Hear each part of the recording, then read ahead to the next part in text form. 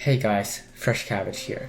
Today I'm bringing out a guide breaking down how the characters in Honkai Star Rail works, including their past, elements, as well as a small guide at the end on how to build a well-rounded team around the characters you pulled. Well, let's get straight into it. Characters in Honkai Star Rail all belong in the past, which we can take as a kind of class that characterizes how the characters works. According to the Honkai lore, there are 14 different paths, with 7 of them currently playable being Destruction, Hunt, Erudition, Harmony, Nihility, Preservation, and Abundance. So here's a quick breakdown on each pass. The Destruction, Hunt, and Erudition paths are your typical DPS paths, with Destruction and Hunt characters primarily dealing single target damage, while Erudition characters typically having attacks that can damage the whole enemy team. The Harmony and Nihility paths are the typical support characters, with Harmony characters specializing in buffing up your characters, while Nihility characters specializing in debuffing the enemy. And last, we have the Preservation paths being your typical tank characters, and the Abundance paths being your typical healers. Apart from the character paths, each character also has an element that is associated with them, and all their attacks will be in that corresponding element.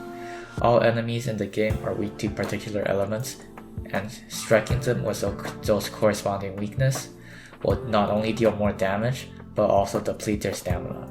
And upon fully depleting their stamina bar, your attack will inflict an extra element to the enemy based on the element you are using, as well as extra damage. With all those knowledge in mind, we can go ahead and build a team. Here's a table of all the characters currently released as of the closed beta, sorted by their respective paths and elements.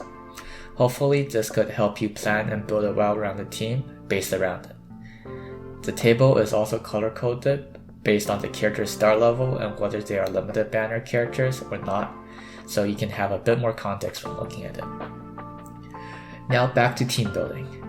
A well-rounded team would usually consist of 2 DPS characters, 1 healer/tank, and 1 support character. Obviously, these ratios can change based on your needs, and there may even be specialized teams that throw these ratios right out the window, but these ratios can always serve as a good starting point for anyone new to this game trying to get into team building. While following these guidelines, we also want to make sure that we have a wide coverage of weakness so we can always ensure that we have a character that can deplete the enemy stamina bars. For example, let's say you pulled a Yangting from the beginner's banner.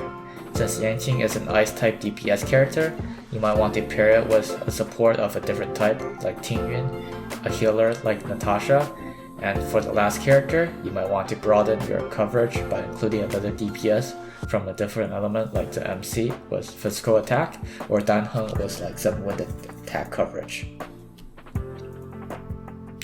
And that about sums up the character guide.